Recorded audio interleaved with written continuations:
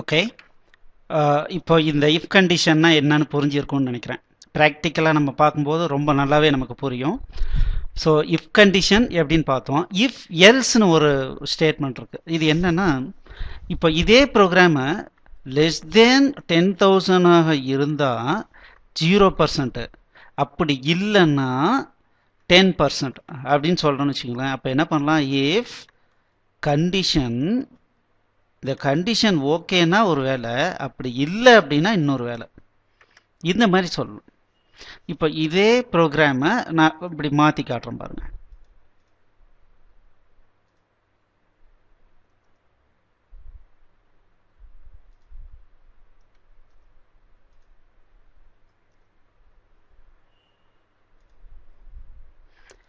இந்த இடத்துல if sales amount less than 10,000 இருந்தால் அப்போ இந்த வேலையை பண்ணிடலாம். அப்படி இல்லைன்னா 10% கண்டுபிடிக்கிறேன். ஓகே, நான் இப்போ என்ன பண்ணுறேன், இந்த இடத்துல பிரேக் பாயிண்ட் வச்சிடுறேன், டீபக் மோடில் ரன் பண்ணுறேன். இப்போது 8,200 சேல்ஸ் அமௌண்ட். ஸோ இங்கே பாருங்கள், இந்த இடத்துல கண்டிஷன் வந்திருக்கு. ஸோ இந்த இடத்துல 8,200. அப்போ கம்ப்யூட்டர் ஆட்டோமேட்டிக்காக கேல்குலேட் பண்ணும்போது என்ன பண்ணும், ஸோ இது வந்து 8,200 10,000 விட கம்மின்றதுனால இங்கே வந்துடுச்சு. இங்கே வந்துட்டு இதை ரன் பண்ணுது. இப்போ ரன் பண்ணிட்டு என்ன ஆகுது பாருங்க, இதுக்கு அடுத்த லைன், அதனுடைய ஸ்கோப், இந்த இஃப் ஸ்கோப்னுடைய அடுத்த லைன் எங்கே இருக்கோ இதுக்கு அடுத்த லைன் பார்த்தீங்கன்னா இங்கே தான் இருக்குது. அங்கே வந்துருச்சு, இங்கே வரல, இங்கேயும் வரல, இந்த எல்ஸ் பார்ட்டுக்கு வரல, ஆட்டோமேட்டிக்காக இங்கே ஜம்ப் ஆயிடுச்சு.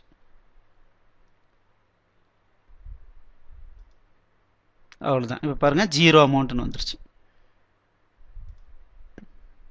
ஓகே, இப்போ ரன் ஆகி முடிச்சிருச்சு. இதே மறுபடியும் ரன் பண்ணுறேன். இன்புட் வந்து ஒரு 12,500 கொடுக்குறேன். இப்போ என்ன ஆகுது, கண்ட்ரோல் வருது. இப்போ பாருங்கள், இந்த இடத்துல கண்டிஷன் ஃபெயில் ஆனதுனால எல்ஸ் பார்ட்டில் இருக்கிற ஸ்டேட்மெண்ட்டுக்கு வந்துருச்சு. ஸோ இப்போ என்ன ஆகுது பாருங்கள், இன்சென்டிவ் கேல்குலேட் ஆகிடுச்சு. அந்த இன்சென்டிவ் 1,250 ரூபா டிஸ்பிளே ஆகிடுச்சு. பாருங்கள், இன்சென்டிவ் 1,250 ரூபா கேல்குலேட் ஆகிருந்தது, அந்த அமௌண்ட் டிஸ்பிளே ஆகிடுச்சு. இப்போ ரன் பண்ணிடுறேன். அவ்வளோதான், வேலை முடிஞ்சது. ஸோ இதுதான் என்ன அப்படின்னா இஃப் எல்ஸ் கண்டிஷன். இப்போ இங்கே போட்டிருக்கோம் இல்லையா, இஃப் எல்ஸ் கண்டிஷன். எனக்கு ஒரு கண்டிஷன் செக் பண்ணணும், அந்த கண்டிஷன் ஓகேனா ஒரு ஒர்க்கு, அப்படி இல்லைன்னா வேறு மாதிரி ஒர்க் பண்ணணும் அப்படின்னா இஃப் எல்ஸ் யூஸ் பண்ணலாம். இஃப் எல்ஸ் இஃப் அப்படின்னு ஒரு கண்டிஷன் இருக்குது. இது என்னன்னு பார்க்கலாம். இப்போது இதே சேல்ஸ் இன்சென்டிவ் ப்ரோக்ராமு இப்போ நம்ம எடுத்துக்கலாம். லெஸ் தேன் 10,000 இருந்தால் நான் என்ன சொல்கிறேன், 0%. Greater than or equal to 10,000 or 10,000 விட ஜாஸ்தியாக இருக்குது, பட் 25,000க்குள்ளார இருந்ததுன்னா 10%. எகெயின் 25,000 இருக்குது, இல்லை அதுக்கு மேலே இருக்குது, பட் லெஸ் தேன் 50,000 அப்படின்னா அப்போ நான் என்ன பண்ணுறேன், 15% கொடுக்குறேன். எபோவ் 50,000 அப்படின்னா எனக்கு 17.5% கேல்குலேட் பண்ணும். இது பாருங்கள் எவ்வளோ காம்ப்ளிகேட்டட் கண்டிஷன் பாருங்கள். ஜீரோவானு செக் பண்ணோம், ஜீரோவா, அதாவது 10,000க்குள்ளே இருந்தால் நோ இன்சென்டிவ். 10,000 விட ஜாஸ்தியாக இருக்குது, ஆனால் 25,000 விட கம்மியாக இருக்கும்போது 10%. 25,000 விட ஜாஸ்தியாக இருக்குது, பட் 50,000 விட கம்மியாக இருக்குன்னா 15%. எபோவ் 50,000 ஆர் ஈக்குவல் 50,000 இருந்தால் 17.5. ஸோ இதுக்கு நம்ம என்ன கண்டிஷன் பண்ணுறோன்னா if else if condition use பண்ணுறோம். ஸோ இதை நான் ப்ரோக்ராமில் டைரெக்டாக ரன் பண்ணி காட்டுறேன், உங்களுக்கு ரொம்ப ஈஸியாக புரியும். இஃப் லெஸ் தேன் 10,000 இருந்தால் இன்சென்டிவ் 0, எல்ஸ் ஒரு ஸ்பேஸ் விடுங்க, இஃப் கொடுங்க, sales amount less than 50,000, sorry 25,000.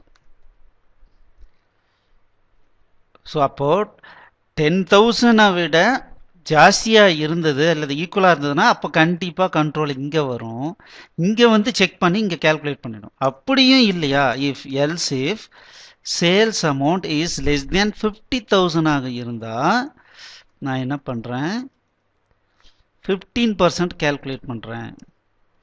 அப்படியும் இல்லை அப்படின்னா எல்ஸ் 17.5% கேல்குலேட் பண்ணுறேன். இப்போ பாருங்கள், நான் என்ன பண்ணுறேன், இன்சென்டிவ் ஒரு 51,000 நான் கொடுக்குறேன். அப்போ எப்படி இங்கே கண்ட்ரோல் இங்கே வருதுன்னு பார்க்கலாம். அதே லெஸ் தேன்னா 49,000 கொடுக்கலாம், இல்லை 47,500 கொடுத்தா இங்கே வருதான்னு பார்க்கலாம். அதே அதிகமாக கொடுக்கும்போது என்ன ஆகுதுன்னு பார்க்கலாம். இப்போ டீபக் மோடில் ரன் பண்ணுறேன். Sales amount say for example 42,500 கொடுக்குறேன். இப்போ கண்ட்ரோல் இங்கே வருது, நான் ரன் பண்ணுறேன்.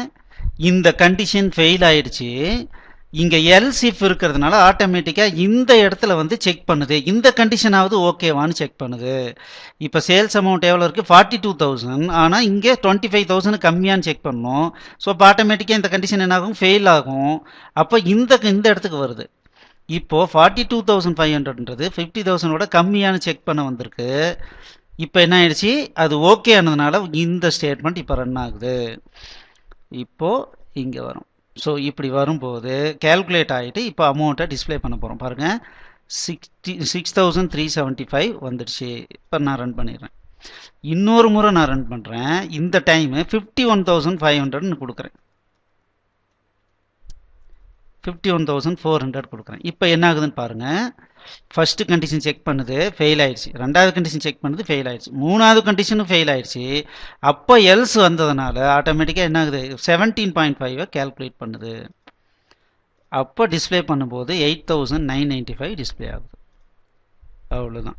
ஸோ இதுக்கு பேர் தான் if else if condition. So இது எப்படி இப்படி ஃப்ளோ சார்ட்டில் இதை எப்படி ரெப்ரசன்ட் பண்ணலான்னா, கண்டிஷன்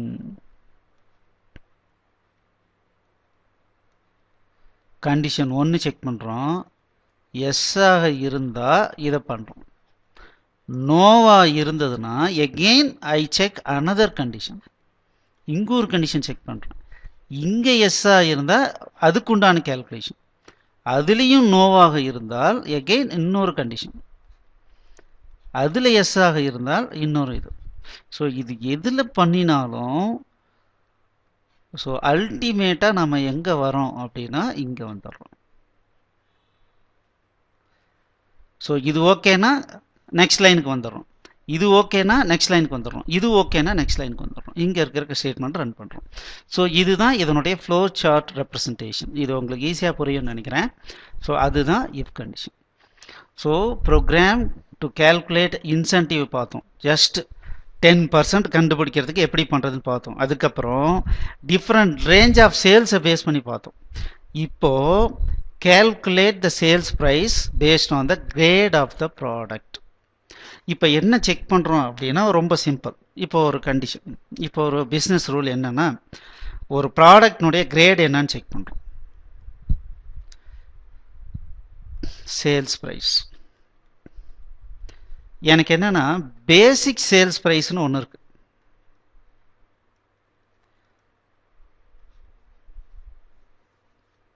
இது வந்து ஒரு இது ஒரு இன்புட் வாங்கிக்கிறோம். கிரேடுங்கிறதையும் இன்புட் வாங்கிக்கிறோம். இதை பேஸ் பண்ணி சேல்ஸ் ப்ரைஸ் கேல்குலேட் பண்ணுவோம். எப்படின்னா கிரேடு 1 நம்பராக இருந்தால் பேசிக் சேல் ப்ரைஸே நான் கேல்குலேட் பண்ணணும். அதுதான் என்னுடைய சேல் ப்ரைஸ். 2ஆக இருந்தால் basic sale price plus 10% off basic sale price. இதே 3ஆக இருந்தால் கிரேடு இன்புட் வந்து 3ஆக இருந்ததுன்னா basic sale price plus 12.5% off basic sale price. இதுதான் சேல் ப்ரைஸ். எபவ் 3ஆக இருந்தால் பேசிக் சேல் ப்ரைஸோட 15% கேல்குலேட் பண்ணி அதுதான் சேல் ப்ரைஸ். அந்த மாதிரி எனக்கு டிஸ்பிளே பண்ணும். ஸோ அப்போது எனக்கு என்ன இன்புட் வாங்கணும், பேசிக் சேல் ப்ரைஸும் என்ன கிரேட் ஆஃப் த ப்ராடக்ட்டும் வாங்கணும். இது வாங்கிட்டோம்னா எனக்கு சேல் ப்ரைஸை கேல்குலேட் பண்ணி டிஸ்பிளே பண்ணும். இப்போ இதுக்கு ஒரு ப்ரோக்ராம் பண்ணலாம். ஸோ இப்போது இதை க்ளோஸ் பண்ணிடுறேன். New class find sales price based on grade. So இதில் பப்ளிக் void main போட சொல்கிறேன். ஓகே, ஸோ இங்கே declare required variables. ஸோ இப்போ எனக்கு என்னென்ன தேவைன்னா டபுள் பேசிக் சேல் ப்ரைஸ் இது எனக்கு தேவை. அதுக்கப்புறம் கிரேட் எனக்கு தேவை. கிரேடு வந்து இன்டீஜர்னு வச்சுக்கலாம். கிரேடு வேணும். இது பேஸ் பண்ணி சேல்ஸ் ப்ரைஸை நான் கண்டுபிடிக்கணும். ஓகே, இங்கே get input from user. So நான் ஸ்கேனர் யூஸ் பண்ண போகிறேன். நான் என்ன பண்ணுறேன், import Java dot யூட்டில் dot scanner. Okay, so இங்கே முதல்ல ஸ்கேனரை நான் ரெடி பண்ணிக்கிறேன். New scanner system dot in. இப்போ accept the basic sales price. System.out.print enter the basic sales price. In dot, that is basic sales price equals in dot next double. Okay, then accept the grade. அப்போ system dot out dot print enter the grade.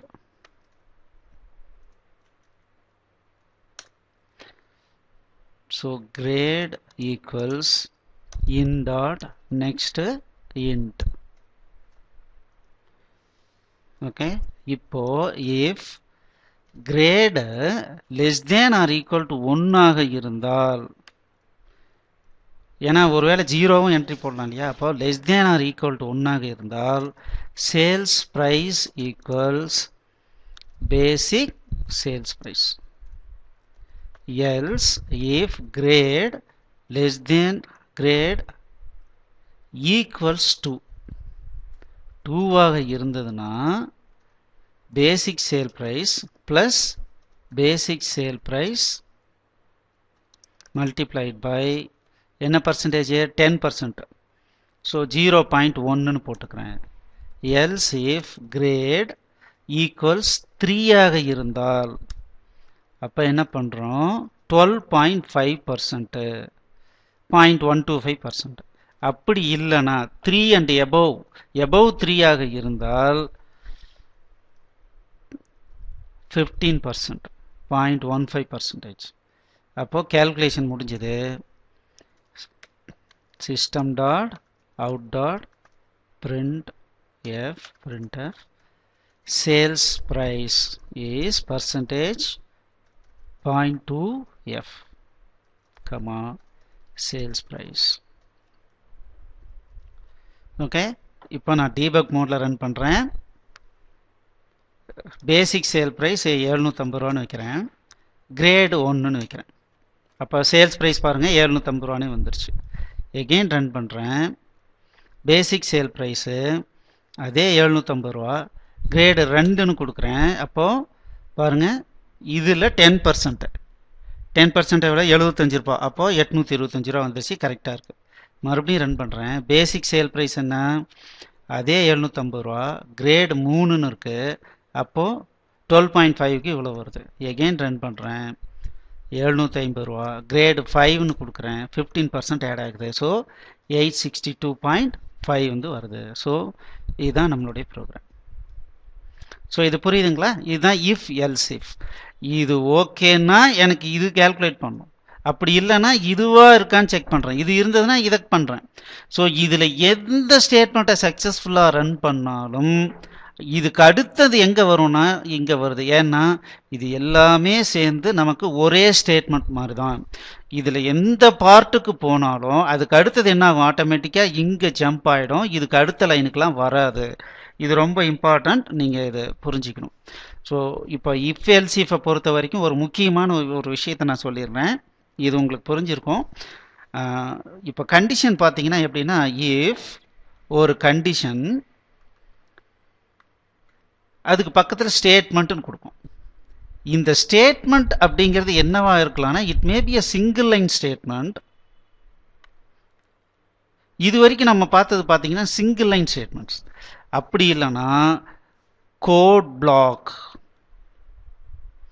எனக்கு மோர் than one activity இந்த டைமில், இந்த condition ஓகேனா ஒரு statement மட்டும் பண்ண வேண்டாம், மோர் தேன் ஒன் ஆக்டிவிட்டி நான் பண்ணுங்க போது it is called code block. Code பிளாக்னா என்னன்னா, enclosing multiple statements within curly braces. இந்த மாதிரி போட்டோம்னா எத்தனை லைன் வேணாலும் போடலாம். இதுக்கு பேர் தான் கோட் பிளாக். அப்போ இந்த ஸ்டேட்மெண்ட்னு எங்கே ரெஃபர் பண்ணாலும் சரி, இஃப் கண்டிஷன்லையோ ஸ்விட்ச் கேஸ்லையோ இல்லை டூ வைல் லூப்லையோ எங்கே நீங்கள் ரெஃபர் பண்ணிங்கனாலும் ஒரு ஸ்டேட்மெண்ட் போடுறதுன்னா நீங்கள் ஜஸ்ட் டைரெக்டாக ரைட் பண்ணிக்கலாம். மல்டிபிள் லைன் அந்த இடத்துல ரன் பண்ணும். இந்த கண்டிஷன் ஓகேனா மல்டிபிள் லைன் வரணும் அப்படின்னா நம்ம என்ன பண்ணோம், இஃப் கண்டிஷன் போட்டு கர்லி பிரேஸ்குள்ளார எத்தனை லைன் ஸ்டேட்மெண்ட் வேணாலும் போட்டுட்டு க்ளோசிங் கர்லி பிரேஸ் போடணும். ஸோ இந்த ஸ்டேட்மெண்ட் அப்படிங்கிறதுக்கு இந்த ரெண்டு விதமான மீனிங் இருக்குது. இது மட்டும் உங்களுக்கு தெரிஞ்சதுன்னா போதும். ஸோ இப்போது இதுக்கு உண்டான ப்ரோக்ராமும் நீங்கள் பண்ணிட்டீங்க. அவ்வளோதாங்க. கண்ட்ரோல் ஸ்டேட்மெண்ட் அப்படிங்கிறது இவ்வளோ தான். ஸோ இதை பேஸ் பண்ணி இன்னும் சில ப்ரோக்ராம்ஸ்லாம் போட போகிறோம். அதை போடும்போது இது இன்னும் ரொம்ப உங்களுக்கு நல்லாவே புரியும். ஸோ கண்டிப்பாக இது உங்களுக்கு புரிஞ்சிருக்கும்னு நினைக்கிறேன். பட் புரியுதுன்னு சொல்லி விடாதீங்க. நான் என்ன ப்ரோக்ராம் நான் பண்ணி காமிச்சனோ அந்த ப்ரோக்ராமை ஒரு முறை பார்க்காம கான்செப்டை மட்டும் மைண்டில் வச்சுக்கிட்டு ஒவ்வொரு லைனாக ஸ்டெப் பை ஸ்டெப்பாக டைப் படிங்க, ரன் பண்ணுங்கள். எப்போவுமே கோடிங் ஒர்க் ஆகலைன்னா ரொம்ப ஹாப்பியாக இருங்க. ஏன்னு கேட்டிங்கன்னா, இனிஷியலாக நீங்கள் எந்த அளவுக்கு மிஸ்டேக் பண்ணி ப்ரோக்ராம் கற்றுக்குறீங்களோ அந்த அளவுக்கு நீங்கள் ப்ரில்லியண்ட்டான ஒரு ப்ரோக்ராமராக மாறுவீங்க. அப்படியே ஒரு புக்கை பார்த்து அப்படியே டைப் அடித்து ரன் பண்ணி அப்பா எரரே இல்லாமல் ரன் பண்ணிட்டேன் அப்படின்னு சொல்கிறது பெருமை இல்லை. எரர், ஏகப்பட்ட எரர் இனிஷியல் டைமில் வர வச்சு, ஓ இந்த மாதிரி எரர் வந்தால் அதுக்கு இந்த மீனிங்கா, அப்போ இந்த மாதிரி எரர் வந்தால் இப்படிலாம் சால்வ் பண்ணும் அப்படிங்கிறத தெரிஞ்சுக்கிட்டு நீங்கள் கற்றுக்கிட்டு பண்ணும்போது அதனுடைய பவர்ஃபுல்னஸ் ரொம்ப ஜாஸ்தி. ஸோ அதனால் நீங்கள் ப்ரோக்ராமை வந்து ஜஸ்ட்டு சும்மா நான் பார்த்தோம் புரிஞ்சுது அடுத்ததுக்கு போகலான்னு போகாதீங்க. ஒரு முறை ஒர்க் அவுட் பண்ணி பார்த்துட்டு புரிஞ்ச வாட்டி அதுக்கப்புறம் நீங்கள் அடுத்த சாப்டருக்கு வந்துடுங்க. தேங்க்யூ.